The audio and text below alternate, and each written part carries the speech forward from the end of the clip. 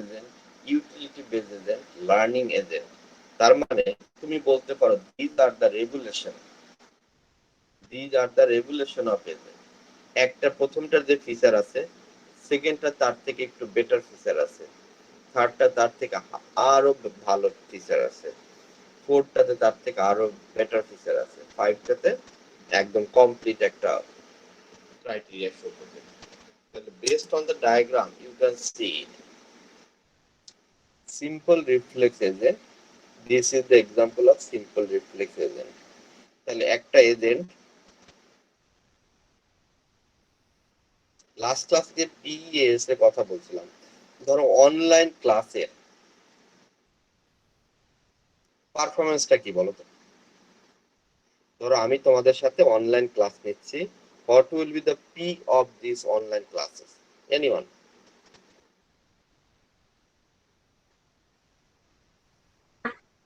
এখানে পারফরমেন্স হচ্ছে রেসপন্স করা বা হচ্ছে যে আহ, কিভাবে আমরা হচ্ছে যে কাজগুলো করতে পারছি বা দেখাইতে পারছি।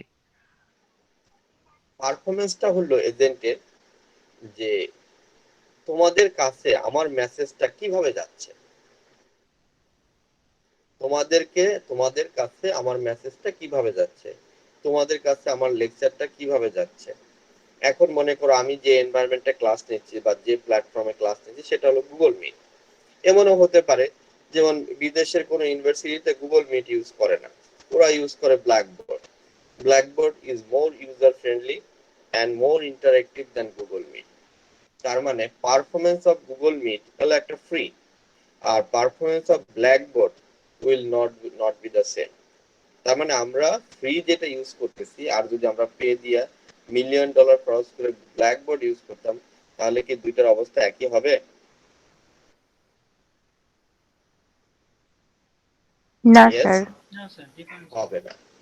তার মানে আমরা যেটা পাচ্ছি সেটা হলো আমাদের যে পারফরমেন্সটা, সেটা হলো যে অ্যাকচুয়ালি উই আর ডুইং, যে আমরা যে লেকচারটা ক্লাসরুমে দিতাম সেরকম ভাবে লেকচারটা তোমাদের কান পর্যন্ত পৌঁছাচ্ছে কিনা। বাট অ্যাকচুয়ালি ক্লাসরুমে যে এনভায়রনমেন্টটা 3 ডাইমেনশনে তোমরা যেটা পেতা, সেটা তুমি এখানে পাচ্ছ না। ইজ ইট ওকে? তাহলে এখন জি। ধরো পি বললাম, এখন ই কি?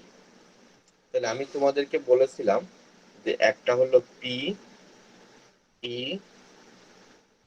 এ, এস। পি তো পেলাম যে পারফরমেন্স, এনভায়রনমেন্টটা কি বলো তো এখানে?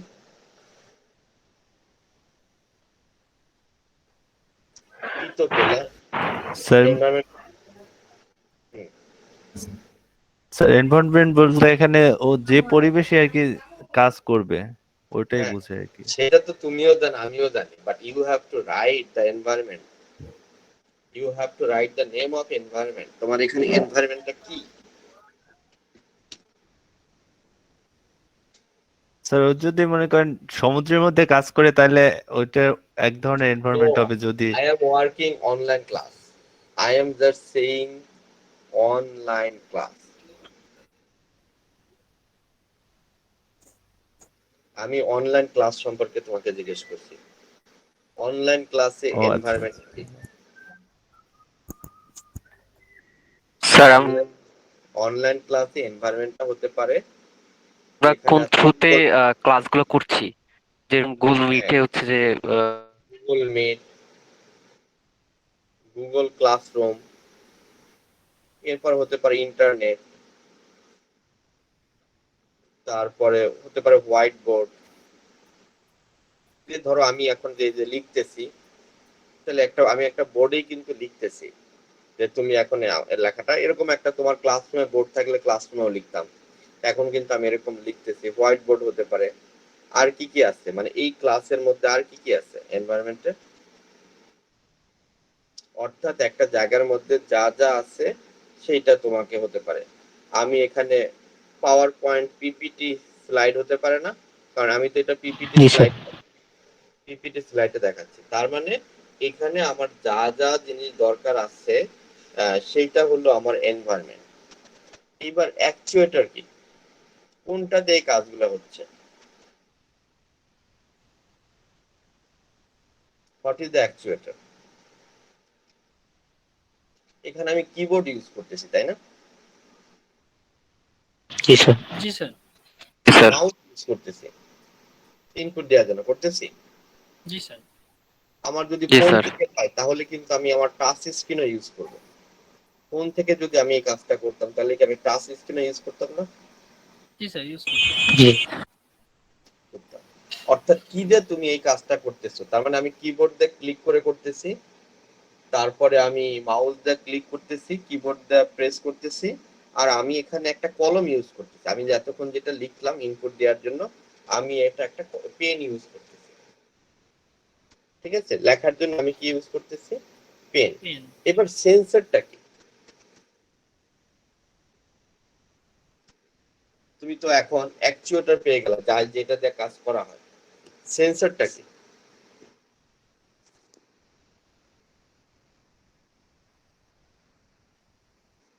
সেন্সর মানে হলো যে প্রথম ক্লাসে বলছিলাম যে তোমাদের পঞ্চ ইন্দ্রিয়। তাহলে এইখানে আমাদের কি কি সেন্সর আছে? স্যার ভয়েস, ক্যামেরা, ক্যামেরা একটা সেন্সর আছে, ক্যামেরা একটা সেন্সর আছে। তারপরে তোমার স্ক্রিন প্যাড হতে পারে, প্যাড হতে পারে, সে দেখতে পারো, বুঝতে পারতেছে মাইক্রোফোন। যে আমরা এখানে, আমি যে এখানে যদি এরকম করি দেখো, এটা একটা স্ক্রিন প্যাড হতে পারে যার মাধ্যমে আমি মুভ করতে পারি। ক্যামেরা। এরপরে সাউন্ড শোনার জন্য সোনার হতে পারে। এই সেন্সর গুলো কিন্তু তোমাদের লাগবে। তাহলে আমরা যেখানে আছি এটা হলো simple reflex agent. Simple reflex agent তার মানে প্রত্যেকটা agent will work on environment. তার মানে তোমার কিন্তু অবশ্যই এনভায়রনমেন্ট থাকবে। তুমি মঙ্গলে যাও আর জুপিটারে যাও আর মুনে যাও, ইউ মাস্ট হ্যাভ এনভায়রনমেন্ট। একমাত্র পৃথিবীতে যে এনভায়রনমেন্ট আছে সেখানে হিউম্যান থাকতে পারে। চাঁদে গেলে কি আর তুমি সেখানে থাকতে পারবা? ওখানে কি তুমি বাড়ি বানাতে পারবা? না স্যার। তার মানে ওই এনভায়রনমেন্টটা is not favourable for us. Is it clear? জি স্যার।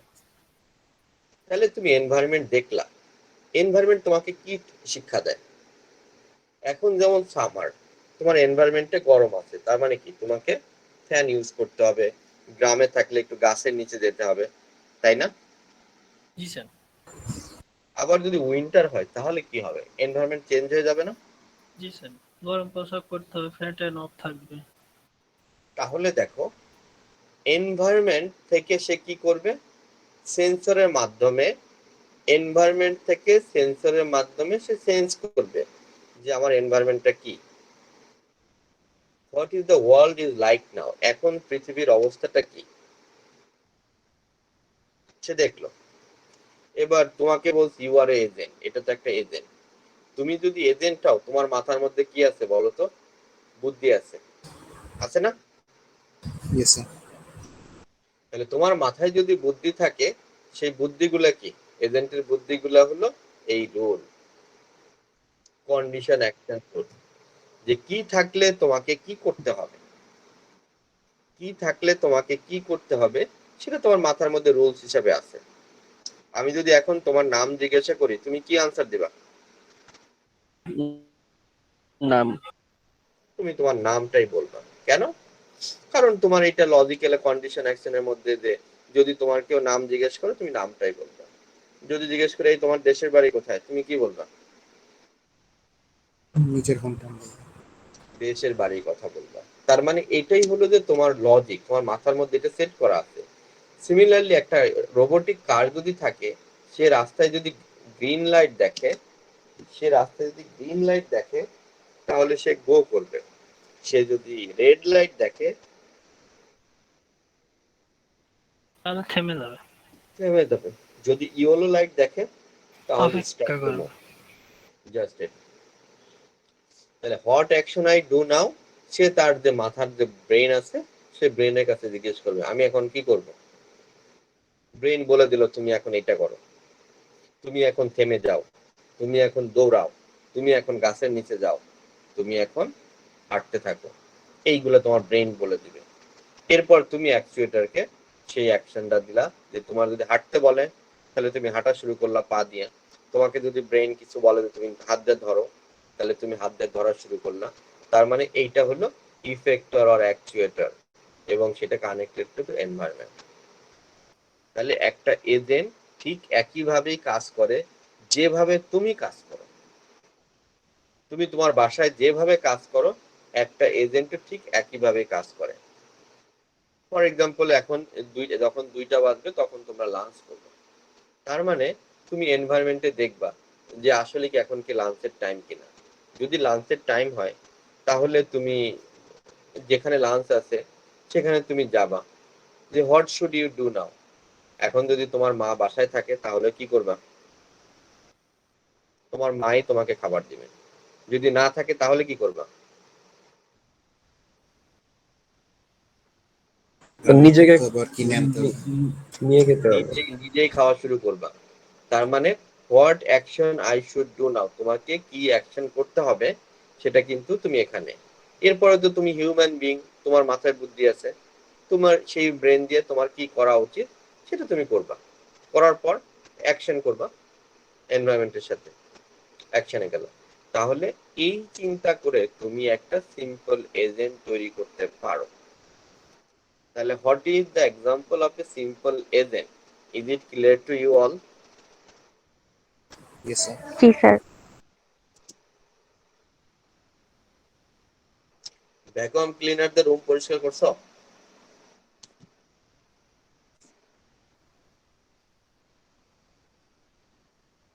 ও কিভাবে নিজে কাজ করি নাই, দেখছি।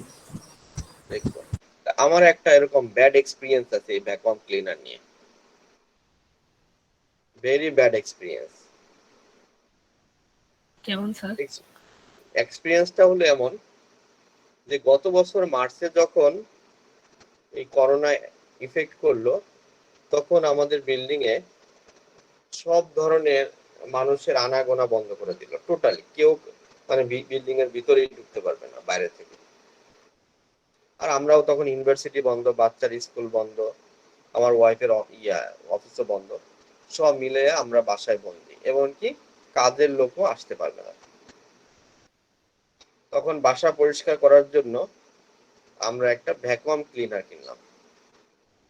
আমি যখনই কিনতে গেলাম তখনই আমার কাছে মনে হলো ইট উইল মেক নয়েজ। এবং ভ্যাকুয়াম ক্লিনার, আমি একটা বোতলের মতো একটা ভ্যাকুয়াম ক্লিনার কিনলাম, প্রচুর শব্দ করে। তার মানে আমি একদিনও ওই ভ্যাকুয়াম ক্লিনারটা ইউজ করতে পারি না। একদিন যখন শব্দ করে আমার ছোট বাচ্চা বলে বাবা এটা ইউজ করা যাবে না, আমার কানে ব্যথা করে। তারপর থেকে আমরা ওই ভ্যাকুয়াম ক্লিনারটা ইউজ করি না, বিকজ হলো ও প্রচন্ড রকম শব্দ করে।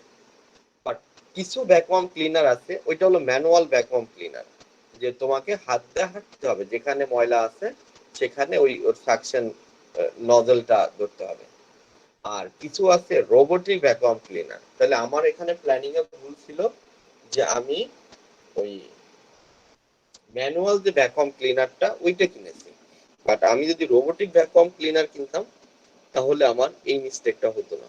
এমনকি পরে আমি এটা ফেরত দিতে গেছি, ওটা ইউজ করছি একদিন, বলছে যে এটা ফেরত নেওয়া যাবে না।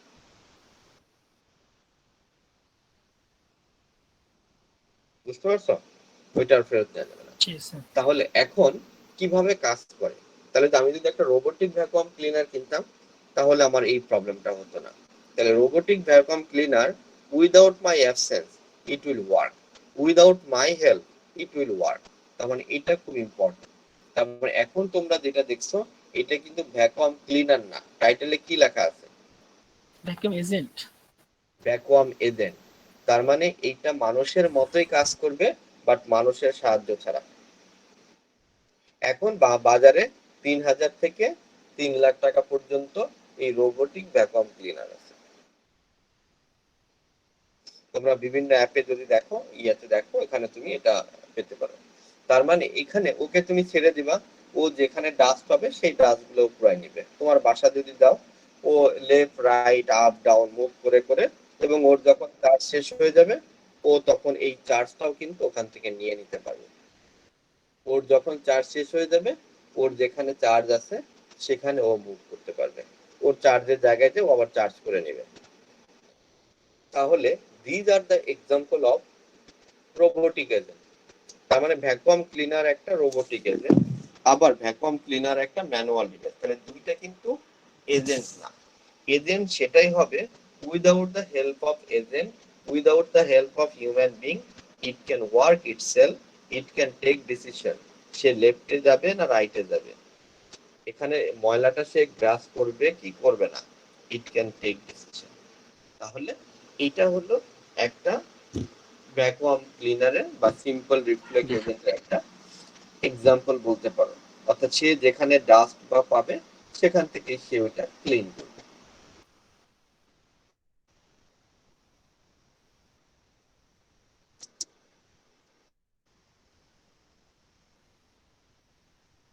ইফ স্ট্যাটাস ডার্টি, যদি তোমার স্ট্যাটাসটা ডার্টি হয় তাহলে সে কি করবে, রিটার্ন সাক, ওই ময়লাটাকে সে গিলে খাবে। Else if location A then return right, otherwise সে রাইটে যাবে। ইফ লোকেশন বি লেফট, অথবা এখানে সে আপও যেতে পারে ডাউনও যেতে পারে, অর্থাৎ সে এখানে আপেও যেতে পারে ডাউনও যেতে পারে, সে কিন্তু দুই দিকেই যেতে পারে। রিফ্লেক্স এজেন্ট উইথ স্টেট, অর্থাৎ তার কাছে যদি আরো অনেক ইনফরমেশন থাকে তাহলে সে আরো ভালো কাজ করতে পারবে।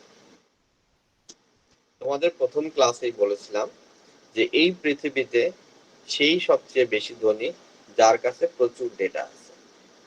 তার মানে রিফ্লেক্স এজেন্ট যদি তার স্টেটের অবস্থা থাকে তাহলে সে আরো ভালো কাজ করতে পারবে।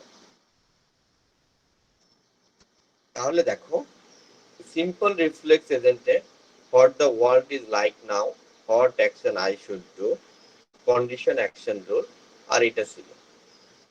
সেন্সর তো থাকবেই, অ্যাকচুয়েটর থাকবে, এনভায়রনমেন্ট থাকবে।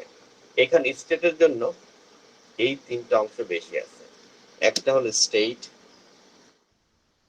How the world is evolve, এখন আশেপাশের অবস্থাটা কি, হোয়াট মাই অ্যাকশন ডু, আমার অ্যাকশন কি হওয়া উচিত। তাহলে এটা হলো simple reflex agent with state. যদি তোমার স্টেটের অবস্থাটা বলা থাকে তাহলে তুমি আরো মোর এফিশিয়েন্ট ওয়েতে কাজ করতে পারবে।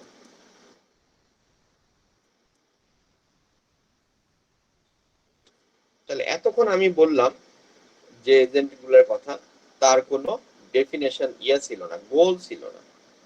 অর্থাৎ এজেন্টের বেসিক ডেফিনেশন কি, কিভাবে কাজ করে সেটা। এখন যদি কোনো গোল বেস এজেন্ট থাকে, অর্থাৎ তোমাকে বললাম যে ভ্যাকুয়াম ক্লিনার, এটা একটা গোল আছে, ময়লা পরিষ্কার করবে।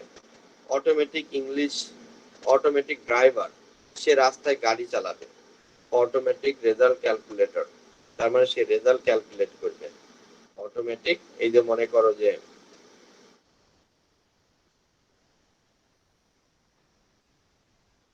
অটো পাইলট, যে যদি অটো পাইলট হয় তাহলে সে প্লেন চালাবেও, সে একটা এজেন্ট।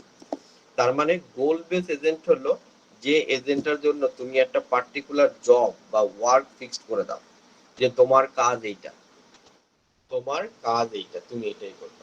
তার মানে একটা এজেন্টকে বললা তার কাজ হলো টেম্পারেচারের সাথে বেস করে তোমার বাসাটাকে ঠান্ডা রাখবে। অর্থাৎ যখন দেখে টেম্পারেচার 25 ডিগ্রি তখন সেটাকে সে 20 ডিগ্রি করবে, আর যখন দেখে এটা 18 ডিগ্রি হয়ে গেছে, 19 ডিগ্রি হয়ে গেছে, তখন সে বন্ধ হয়ে যাবে। তার মানে তুমি তাকে একটা গোল ফিক্সড করে দিয়েছো, বা তুমি তাকে একটা গোল যেটা 24 ডিগ্রি ফিক্সড করে দিয়েছো। তাহলে তুমি যদি কোনো একটা এজেন্টকে তার গোলটা ফিক্সড করে দাও তখন সেই এজেন্টটা আরো পারফেক্টলি কাজ করবে, অর্থাৎ তার দায়িত্ব এটাই। তোমরা হয়তো দেখো যে আমরা যদি কম্পিউটারের কথা চিন্তা করি, ইভলিউশনের কথা চিন্তা করি, আমরা যখন প্রথম গিয়াতে কম্পিউটার দেখি তখন ছিল সেলরন প্রসেসর। তারপরে এই সবার আগে 8086, যেগুলো তো আমি দেখিনি, হয়তো আমার থেকে যারা সিনিয়র তারা দেখেছে। আমরা দেখেছি সেলরন প্রসেসর, আর আমরা আমি প্রথম ইউজ করা শুরু করছি পেন্টিয়াম 3 থেকে আমরা কম্পিউটার ইউজ করা শুরু করেছি, পেন্টিয়াম প্রসেসর। এরপরে পেন্টিয়াম প্রসেসর মানে এখানে একটাই ছিল। এরপরে ছিল পেন্টিয়াম 4, তারপরে ছিল কোর টু ডু, তারপরে ছিল ডুয়াল কোর, এই ডুয়েল কোর হওয়ার পর থেকে তোমার কোর চলে আসলো, যে core i3, core i3, core i5, core i7, core i9, এটা চলে আসলো। তাহলে দেখো এই কোর i3 মানে ওর 3টা কোরে ডিভাইড করে দিয়েছে ওর কাজটাকে। কোর i5 মানে ওকে 5টা কোর দিয়েছে, কোর i7 মানে ওকে 7টা কোর দিয়েছে, কোর i9 মানে প্রসেসরের মধ্যে 9টা কোর দিয়েছে, এবং 9টা কোর দিয়ে বলে দিয়েছে এই কোরের কাজ এইটা, এই কোরের কাজ এইটা, এই কোরের কাজ এইটা। প্রত্যেকটা কোরকে আবার তার ডেডিকেটেড ওয়ার্ক ডিফাইন করে দিয়েছে। প্রত্যেকটা কোরকে কি করেছে, তার ডেডিকেটেড ওয়ার্ক গুলো ডিফাইন করে দিয়েছে, যে তুমি করবা, তুমি এই কাজ করবা, তুমি এই কাজ করবে, কোর গুলা ডিফাইন করে দিয়েছে। প্রতিটা কোরের গোলগুলো ডিফাইন করে দিচ্ছে। ইয়েস, তার মানে যখন তুমি গোলগুলো ডিফাইন করে দিবে তখন তার পারফরমেন্স অনেক বেটার হবে। অর্থাৎ তোমাকে এখন 10টা কোর্স না দিয়ে যদি একটা কোর্স দিয়ে বলতাম এই তুমি এই কোর্সটাই এই সেমিস্টারে করো, তার মানে তুমি ওই কোর্সে কিন্তু অনেক নলেজ গেইন করতে পারতা, বিকজ তোমার একটা। আর যদি তোমাকে 4-5টা সাবজেক্ট দেওয়া হয় তাহলে কিন্তু তোমার গোল 4-5টা গোল থেকে তুমি অ্যাচিভ করাটা যতটা, একটা পার্টিকুলার গোল থেকে পার্টিকুলার গোলে রিচ করা মোটামুটি ইজিয়ার। দ্যাটস ওয়াই গোল গুলো আমাদেরকে ফিক্সড করে দিতে হবে। তাহলে এটা হলো গোল বেস এজেন্ট, যে গোল কি সেই গোলটাই শুধু সে করবে। বুঝতে পারছো? তাহলে আমাদের এটা একটা এজেন্টের ভেরিয়েশন, যে গোল বেস এজেন্ট, এবং এটার অ্যালগোরিদম আছে, বই থেকে একটু অ্যালগোরিদমটাও দেখবা। এবার দেখলা utility base agent. Utility base এজেন্টটা হলো যে তোমাকে একটা কাজ একজনে করে দিল। যেমন তুমি যখন ব্যাংকে যাও, তারপরে তোমাকে সার্ভিস দেওয়ার পর বলে আপনি কি স্যাটিসফাইড, বা এরকম কিছু একটা মেসেজ দিতে বলে। যেমন আমি সেদিনকে গেলাম আমার ফোনের সিমটাকে চেঞ্জ করতে, আগে 3G ছিল এখন 4G করার জন্য গেলাম। তো যাওয়ার পর বললো যে আপনি যাওয়ার পর, বাসায় যাওয়ার পর আপনি একটা মেসেজ পাবেন, আপনার আমাদের সার্ভিসটাকে যদি আপনার ভালো লাগে তাহলে আপনি ওখানে একটা গ্রেড দিবেন। এই যে ইউটিলিটি, মানে তুমি সার্ভিসে কতটুকু স্যাটিসফাই, তুমি এদের সার্ভিসে কতটুকু স্যাটিসফাই, এই এজেন্টের সার্ভিসে কতটুকু স্যাটিসফাই, এটা ডিফাইন করবে by your utility. How happy I will be in such a state, যে তুমি কতটুকু সুখী বা কতটুকু খুশি এই স্টেটের জন্য। What action I should do now, তার মানে তোমার এখন কি করা উচিত এনভায়রনমেন্ট ইউ শুড ডু। তাহলে এটা যে একটা হলো ইউটিলিটি বেস আছে, ইউর হ্যাপিনেস স্যাডনেস, এটা ডিফাইন করে বলবে যে তুমি কি করতে যাচ্ছ। আর আরেকটা এজেন্ট, যে এজেন্টটা দরকার আমাদের সবার জন্য, লার্নিং এজেন্ট। তো লার্নিং এজেন্টটা হলো যে সবসময় নলেজ গেইন করবে। তার মানে দেখো আগের এজেন্ট আর এই লার্নিং এজেন্টের মধ্যে একটা বিশাল গ্যাপ আছে। তার মানে আজ থেকে 50 বছর আগেও ঢাকা শহরে ট্রাফিক লাইটের সিগন্যাল 3টাই ছিল, রেড, ইয়েলো আর গ্রিন। এখনো 3টাই আছে, কিন্তু অনেক কিছু তো চেঞ্জ হয়েছে, কিন্তু এই 3টা চেঞ্জ হয় না। তার মানে these are the rational agent, এবং এদের ফাংশন গুলা আগে থেকেই ডিফাইন করা।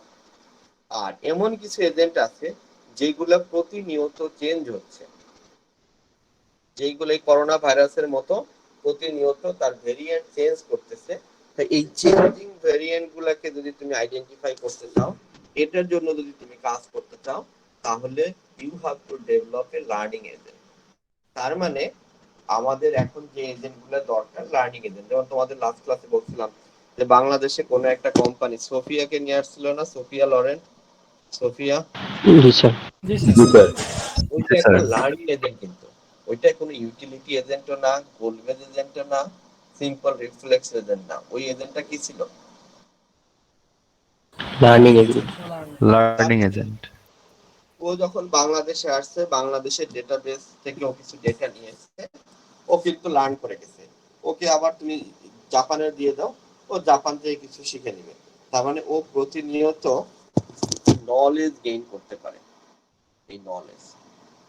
তাহলে এটাকে দেখো অটোমেটিক করতে পারতো নাকি এটাকে আবার কোনো ট্রেন করা না লাগতো? না, এটা তো তোমার ওইটা ওকে যেভাবে ট্রেনিং করাচ্ছ ওর যে ফাংশনালিটি আছে তাতে ওই লার্ন করার অ্যাবিলিটি আছে। বুঝতে পারছো?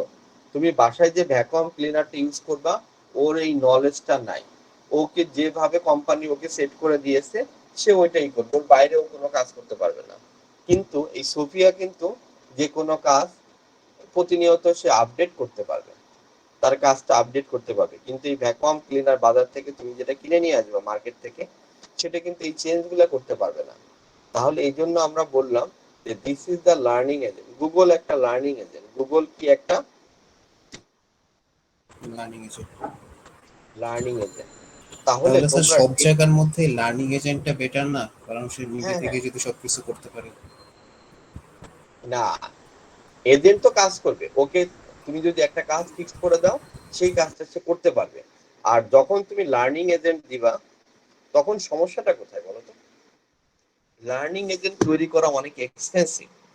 তুমি বাজার থেকে যে রোবটটা আনছো, ওর জন্য কিন্তু কোনো ডেটাবেস নাই, ওর জন্য কোনো ওয়াইফাইও লাগবে না, ওর জন্য কোনো ক্লাউড কম্পিউটিংও লাগবে না।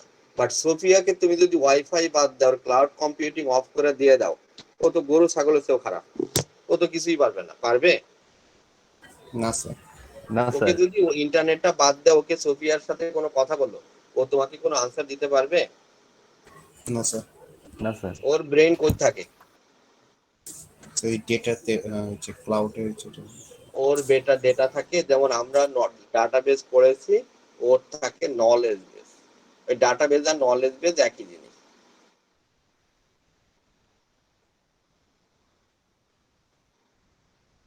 ওর ওই সব কিছু আছে কোথায়? নলেজ বেসে। তার মানে ওর নলেজ বেসে আছে। তার মানে নলেজ বেস যখন তোমার থাকবে, তখন সিস্টেমটা আর সিম্পল থাকবে না। যখন তুমি নলেজ বেস থেকে কোনো কিছু ক্যালকুলেট করবা, তখন সিস্টেমটা কি থাকবে না বলো তো? অনেক কমপ্লিকেটেড হয়েছে বিকজ অফ ডেটার পরিমাণ অনেক অনেক বেশি হয়েছে। কমপ্লিকেটেড হয়ে যাবে। এখানে ক্লাউড কম্পিউটিং ইউজ করতে হবে, রুলস ইউজ করতে হবে, অ্যালগোরিদম ইউজ করতে হবে, মেশিন লার্নিং ইউজ করতে হবে, ডিপ লার্নিং ইউজ করতে হবে, এ লটস অফ ইনফরমেশন। তার মানে these are the way for learning. যেমন তোমাকে বলি যে আমি এখন কথা বলতেছি, আমি গত ক্লাসে কথা বলেছি, আজকেও কথা বলেছি, লাস্ট ক্লাস আমি তোমাদের সাথে কথা বলেছিলাম, তখন আমি on the way to my village ছিলাম। কিন্তু আমার কথা তো তোমরা বুঝতে পারছো, তাই না? জি স্যার। জি স্যার। কিন্তু তোমরা যদি মানুষ না হয়ে রোবট হইতা, তখন কিন্তু তোমরা বুঝতা না। কারণ এখন আমি যেভাবে কথা বলতেছি, তোমরা যেভাবে শুনতেছো, তখন আমি গাড়ির মধ্যে ঝাঁকি লাগতেছিল, অথবা বাইরে থেকে একটা হর্নও আসতে পারতেছিল। তো এইটা রোবট, একটা রোবট এটা অভ্যস্ত না। এখন মনে করো আমার আজকে গলা বসে গেছে, তারপর আমি তোমাদের একটা ক্লাস ছিলাম, you can realize, you can understand me, is it okay? জি স্যার। Yes sir. জি স্যার, ওকে। তোমরা যদি রোবট হইতা, তাহলে কিন্তু বুঝতে না যে তোমরা এই রোবটে, তখন তোমরা কি, ওই রোবটটা কি করতো? ও ক্লাসরুম থেকে বেরোয় যেত। ও ভাবতো যে এটা তো টিচার না। কারণ টিচারের মানে যেভাবে যে টোনে ক্লাস নেয়, আজকে তো তার গলা বসে গেছে, সে তো এই লোক না, সে অন্য মানুষ। তাহলে কি রোবটটা ক্লাস করতো না? Is it okay? জি স্যার। জি স্যার। জি আবার স্যার, যদি বুঝতে পারছি। অনেক অনেক বৃষ্টি হয়, Yes, sir. তখন তুমি দেখবা যে আমি এখান থেকে যেভাবে কথা বলতেছি, তুমি শুনতেছো একটু ডিফারেন্ট। এই temperature, weather, humidity, everything vary from transferring the data. তুমি বুঝতেছো যে এটা সারি, অন্য কেউ না, তাই না? জি স্যার। কিন্তু একটা রোবট কিন্তু এটা বুঝতো না। তাহলে আমি একটা রোবটকে এটাও বুঝাইতে চাই যে আমার জ্বর আসলে কথা যেভাবে বলি না কেন রোবট বুঝবে, আমার গলা ভাঙলেও যেভাবে কথা বলি না কেন, বৃষ্টি হলেও রোবট বুঝবে, রাস্তায় থাকলেও রোবট বুঝে, গাড়িতে থাকলেও রোবট বুঝে, যেখানে থাকি রোবট বুঝে I am the right person. এমনকি তুমি অনেক সময় তোমার বন্ধুর গলা চেঞ্জ হয়ে গেলে, ঘুম থেকে ওইটা কথা বলে তোমার বন্ধুকেও চিনতে পারবে না। এরকম ঘটনা প্র্যাকটিক্যালি ঘটে না? জি স্যার। কিন্তু রোবটের ক্ষেত্রে কিন্তু ও কিন্তু বুঝবে না। এখন যদি তোমার একটা রোবটকে তুমি চিনাতে চাও, বুঝাতে চাও যে না, তোমার সব ব্যাপারই বুঝতে হবে, তার মানে দিস ইজ পসিবল। একটা মানুষ যেমন এটা বুঝতে পারে, একটা রোবটের ক্ষেত্রেও এই সবগুলো জিনিসই বোঝা সম্ভব। তার মানে হলো যে তোমাকে ওই রোবটটাকে 3 বছর ধরে ট্রেনিং দিতে হবে। যখন আমার গলা ভাঙবে, ওই গলা ভাঙা অবস্থায় ওর সাথে আমি কথা বলবো, ও মাথায় সেট করে রাখবে না এটা স্যারের গলা ভাঙার আওয়াজ। তার মানে এইভাবে একটা রোবটকে তোমাকে চেঞ্জ করতে হবে। আমি ঘুমের ওইটা কথা বলবো ওর সব সাথে, রোবট সিচুয়েশনে টাকা দিতে হবে। হ্যাঁ, তাহলে তো তুমি একদিনে এই জিনিসটা পারবা না। রোবটকে কিন্তু একদিনে, সিমিলারলি যে আমাদের ওই দিন একটা ইআরপি, একটা বিওবিটি সফটওয়্যারটা চেঞ্জ করবে, একটা ইআরপি আসলো। তো একটা ইআরপি ডেভেলপ করতে 2 থেকে 2.5 বছর লাগে। পুরো একটা ইউনিভার্সিটি এর আগে সম্ভব না, কোনোভাবেই সম্ভব না। তার মানে আমরা চাইলেই যে কোনো জিনিস যেমন একদিনে শিখতে পারি না, সিমিলারলি একটা রোবট বা একটা এজেন্টও কখনোই একদিনে কোনো জিনিস শিখতে পারবে না।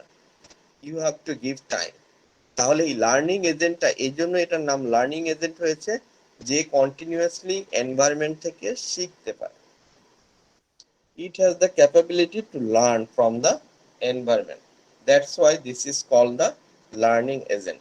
Is it clear to you all? জি স্যার, ক্লিয়ার স্যার।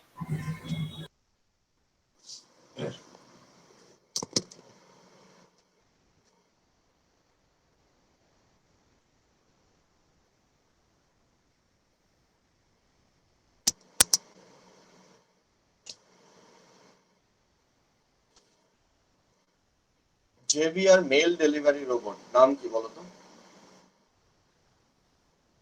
এটার কাজ কি?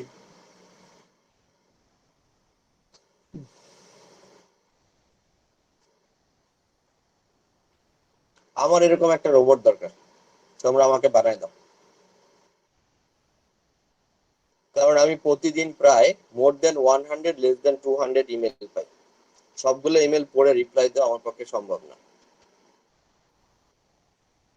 তাহলে আমার এরকম একটা রোবট দরকার, যে আমার মেইল গুলো পড়ে রিপ্লাই দিবে। আর যদি খুব আর্জেন্ট থাকে তাহলে ওই যে কল সেন্টার আছে না, যে কিছু কিছু ইনফরমেশন আছে যেগুলা তুমি ওদের কাছ থেকে, ওদের রেকর্ডের থেকেই পেয়ে যেতে পারো। আর কিছু কিছু ইনফরমেশন আছে কাস্টমার কেয়ার থেকে হিউম্যান বিং এর সাথে কথা বলে দরকার। স্যার চ্যাটবটের মতো সিস্টেম আর কি।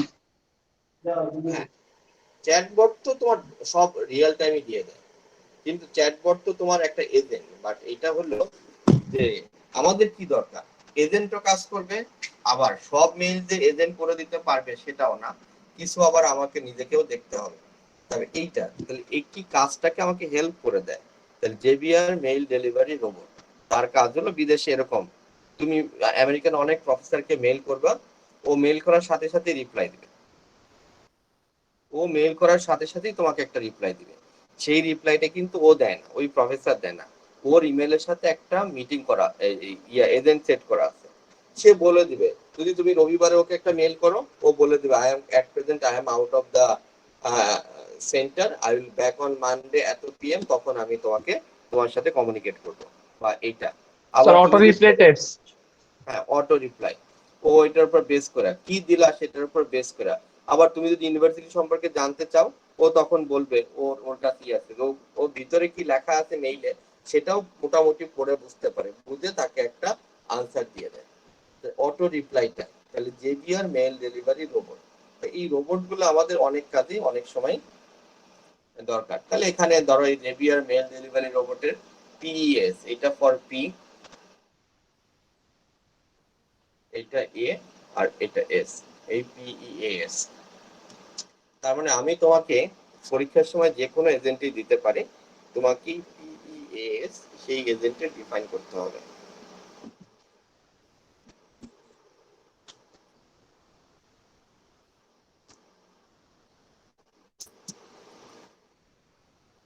Pathfinder medical diagnosis system, this is an agent, এরও পিইএস।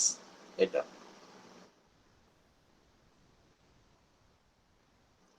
Correct haematopathology diagnosis environment, automate human diagnosis, partially observable, deterministic, episodic, static। তো এই ডেফিনেশন গুলো তোমাদেরকে ফার্স্ট লেকচারের মধ্যে বলা ছিল। Actuator, output diagnosis and rather test suggestion, sensor input symptom and test result reasoning. Sir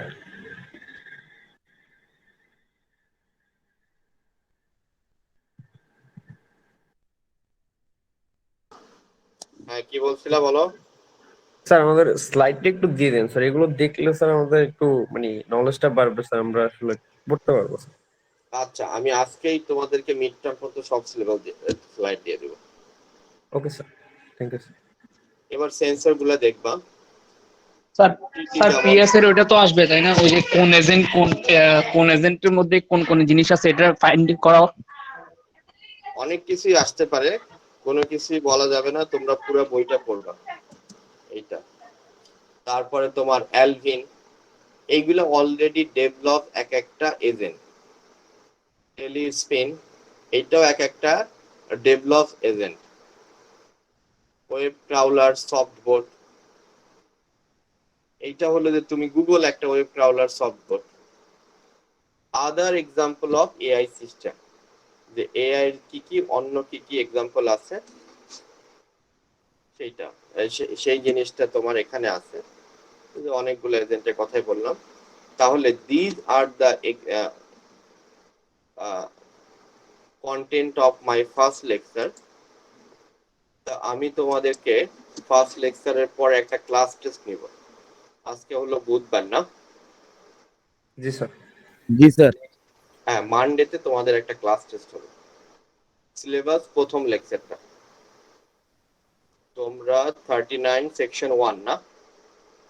sir 40 section section 1 40। 40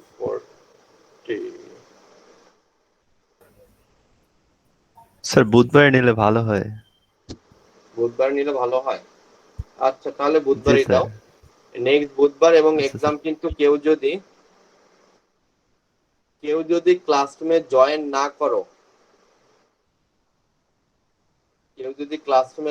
না করো, তার কিন্তু খাতা আমি চেক করব না।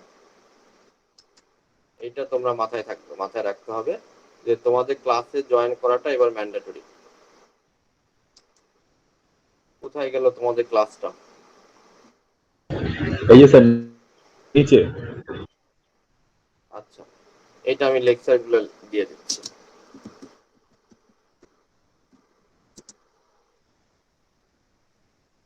লেকচার গুলো আমি দিয়ে দিচ্ছি এখনই। এই স্যার রিটেন এক্সাম হবে না স্যার, এমসিকিউ? রিটেন। জি স্যার।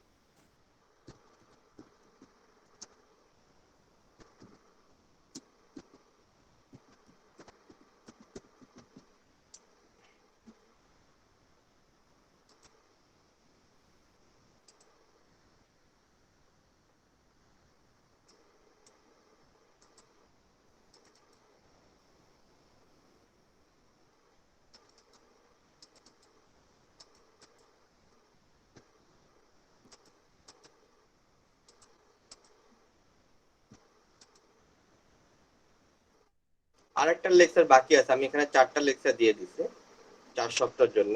আরেকটা লেকচার আছে, সেটা আমি পরে দিব। এখানে প্রথম 4 চ্যাপ্টার পাওয়া তোমাদের বইতে। Basically I will discuss first 4 chapter of the big book.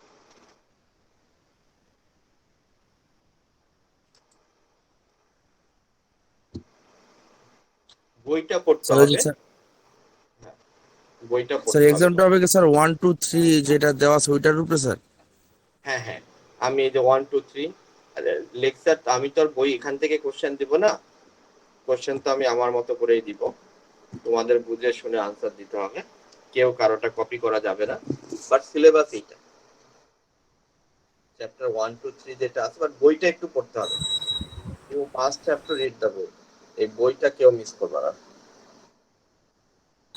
Sir এক্সামটা কি রিটেন নেবেন আর এমসিকিউ? রিটেন নেবে, কোনো এমসিকিউ না। এমসিকিউ দিলে তো আসলে তোমরা লটারির মধ্যে থাকবা।